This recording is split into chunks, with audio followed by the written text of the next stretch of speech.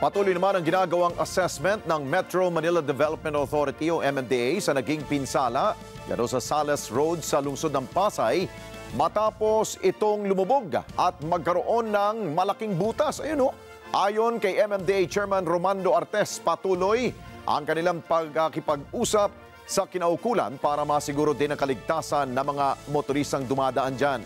Kabilang na riyan ang pagsiguro sa kaligtasan ng mga motorista na dumadaan naman rin sa Skyway.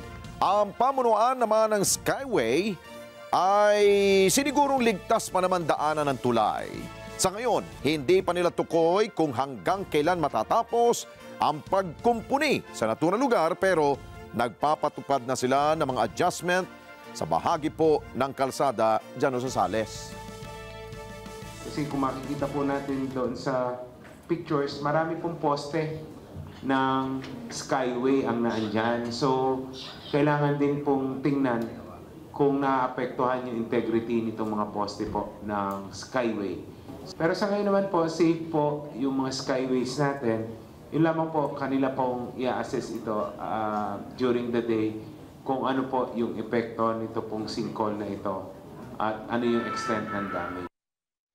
Maraming salamat sa inyo pong pagsubaybay sa Mata ng Agila Primetime.